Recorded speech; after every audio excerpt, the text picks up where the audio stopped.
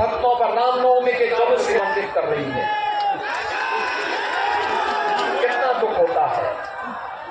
Love जिहाद का विरोध करने वाला एक कार्यकर्ता की निर्मम हत्या कर दी जाती है, तब दुख होता है। उत्तर प्रदेश में भारतीय जनता पार्टी की डबल इंजन की सरकार है। भाइयों बहनों, लव जिहाद को पूरी तरह बैन किया गया है, कानून बनाया गया है उसके खिलाफ।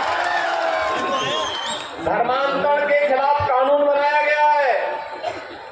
कोई इलीगल कन्वर्जन नहीं कर सकता है, और करेगा तो फिर खामियाजे भी भुगतेगा।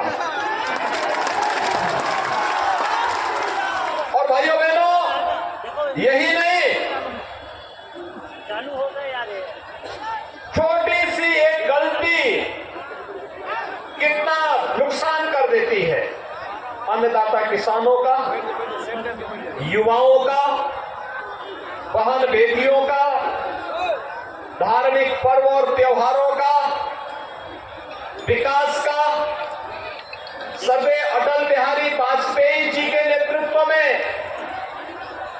जिस छत्तीसगढ़ की स्थापना हुई थी, जिस छत्तीसगढ़ को भारतीय जनता पार्टी की डॉक्टर रमन सिंह जी की सरकार ने विकास की एक नई ऊंचाइयों तक पहुंचा करके, विकास का गढ़ बनाया करके एक विकसित छत्तीसगढ़ के रूप में स्थापित करने के अभियान को आगे बढ़ाया था। भाइयों बहनों, मात्र 5 वर्ष के अंदर कांग्रेस ने अपने संस्कारों के अनुरूप यहाँ के विकास को पूरी तरह बाधित कर दिया, पूरी तरह बाधित कर दिया। कवर्धा हमारे लिए काशी जैसी पवित्र है, और शरारतन यहाँ पे अकबर जैसा व्यक्ति को बिठा दिया।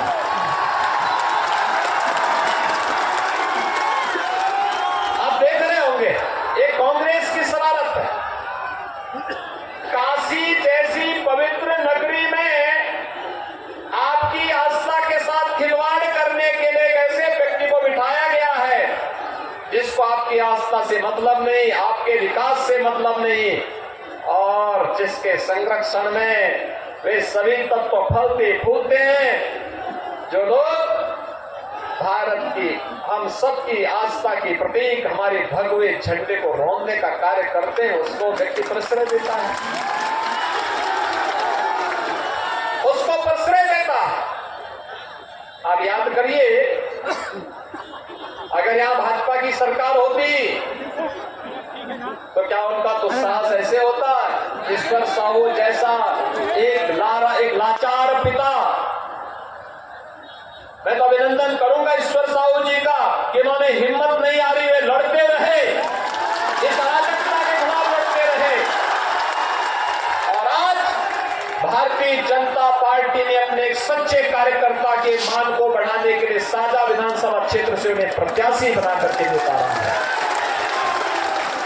मैं तो साझा विधानसभा क्षेत्र के सभी मतदाताओं से अपील करूंगा, ईश्वर साहू जैसा कार्यकर्ता जाएगा तो किसी भी मां, बहन, बेटी या किसी अन्य हमारे अन्नदाता किसान या किसी नौजवान को अपने को बलिदान नहीं देना पड़ेगा, और किसी धर्मी और किसी दुराचारी की हिम्मत नहीं कि वह किसी निर्दोष कार्यकर्ता पर उसका हाथ उठा ले, उसका बाल बांका भी कर दे। ये भारतीय जनता पार्टी की सरकार में नहीं हो सकता। और इसीलिए भाइयों बहनों, ये केवल चुनाव की लड़ाई नहीं, ये अस्तित्व की लड़ाई है, आप सबके अस्तित्व की लड़ाई है। एक तरफ भारत विकास की नई नई बुलंदियों को छूता हुआ आगे बढ़ रहा है, और प्रधानमंत्री मोदी जी के नेतृत्व में जैसे विकास का एक व्यापक रोड मैप उन्होंने पूरे देश के लिए बनाया, जो राज्य उसका अपने यहां सही ढंग से लागू कर पा रहे हैं, उस रोड मैप को लागू कर पा रहे हैं, उसका लाभ उन्हें मिल रहा है। जैसे उत्तर प्रदेश में 5 वर्ष में हमने 55 लाख गरीबों को एक आवास उपलब्ध करवा दिया। 55 लाख गरीबों को एक आवास। लेकिन भाइयों बहनों, छत्तीसगढ़ में कांग्रेस कांग्रेस की सरकार मोदी जी के द्वारा दिए गए पैसे को भी गरीबों तक नहीं पहुंचा पाई और 16 लाख गरीबों को भी आवास नहीं मिल पाया। 16 लाख गरीबों को भी आवास नहीं मिल पाया। और कल ही माननीय गृह मंत्री जी ने जब यहाँ का लोक कल्याण संकल्प पत्र जारी किया तो संकल्प पत्र में एक बात कही है, भाजपा की डबल इंजन की सरकार छत्तीसगढ़ में पड़ने दीजिए, 18 लाख गरीबों को प्रधानमंत्री आवास योजना का लाभ भी देंगे। भाइयों बहनों, ये भारतीय जनता पार्टी की सरकार प्रधानमंत्री मोदी जी के नेतृत्व में जो बोलती है वह करती भी है।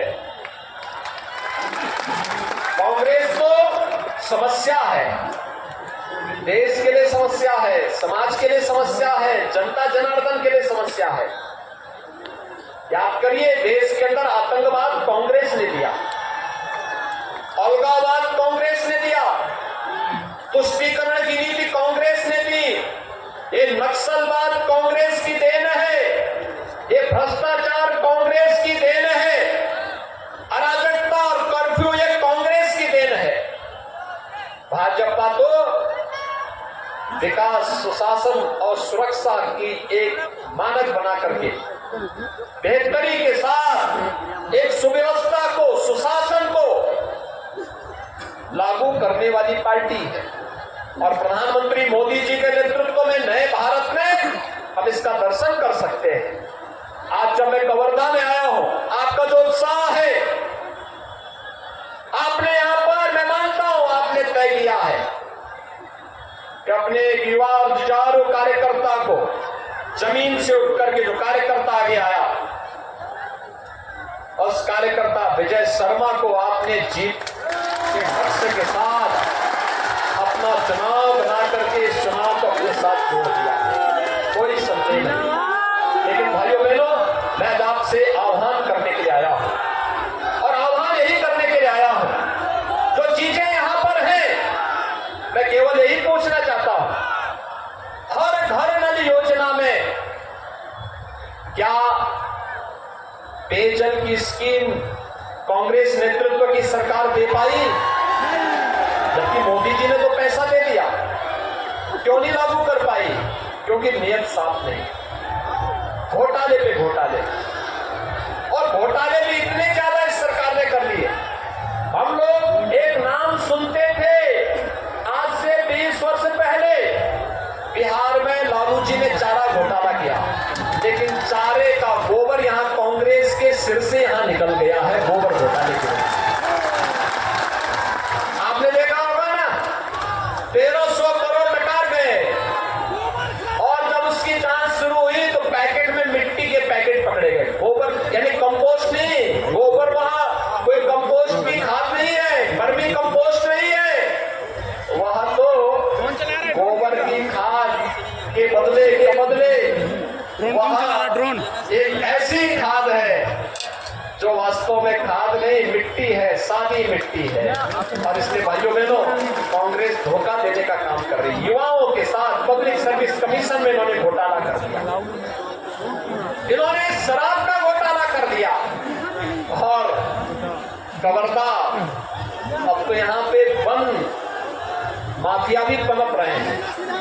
छत्तीसगढ़ आज से नहीं, हजारों वर्षों से अपनी वन संपदा के लिए, प्राकृतिक संपदा के लिए जाना जाता था, लेकिन आज यह पूरी तरीके से इसको नष्ट करने के लिए कांग्रेस सरकार उतारती दिखाई दे रही है। और इसके भाइयों बहनों, मैं पूछना चाहता हूँ कि कांग्रेस ने नहीं दिया, ड्रोन यहाँ चला रहे भाई। भारतीय जनता पार्टी आपको देने के लिए आई है, भारतीय जनता पार्टी आपको देगी, कांग्रेस आपको नहीं दे पाएगी।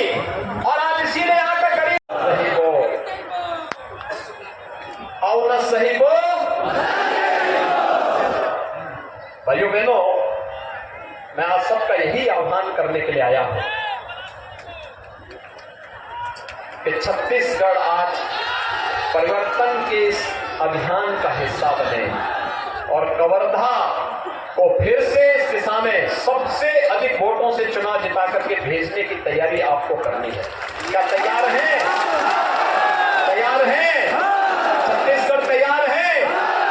कवर्धा तैयार है? साझा तैयार है? भाइयों बहनों, मैं आपको कह सकता हूं कि यहां पे भी डबल इंजन की सरकार आने दीजिए। ये जो लोग नव जिहाद के नाम पर, गौ तस्करी के नाम पर, हत्या के नाम पर, वन माफिया के नाम पर अव्यवस्था और अराजकता पैदा करने का कुत्सित प्रयास किए हैं, उत्तर प्रदेश की तरह ही वहां पर भी पूरी तरीके से फिर कार्रवाई प्रारंभ हो जाएगी। अब कोई समस्या नहीं होगी और इसलिए छत्तीसगढ़ के लिए भी जरूरी है, हम सबकी तैयारी है, भाजपा जरूरी है। आप सब तैयार हैं ना? विजय शर्मा जी को और ईश्वर साहू जी को विधानसभा चुनाव में कमल चुनाव चिन्ह पर विजयी बना के भेजेंगे? अगर बना के भेजते हैं तो अयोध्या धाम का भी दर्शन ये लोग करवाएंगे जरूर। सभी लोग तैयार हैं ना? सभी लोग तैयार हैं? तो भाइयों बहनों, 7 नवंबर को ही चुनाव है आपका। आज तो 4 हो गई ना, तो कल सायकाल प्रचार बंद हो जाएगा। अभी से बूथ बूथ को संभालने की तैयारी होनी चाहिए। सब लोग तैयार हैं? किसी के बहकावे में आने की आवश्यकता नहीं। सब लोग सहमत हैं?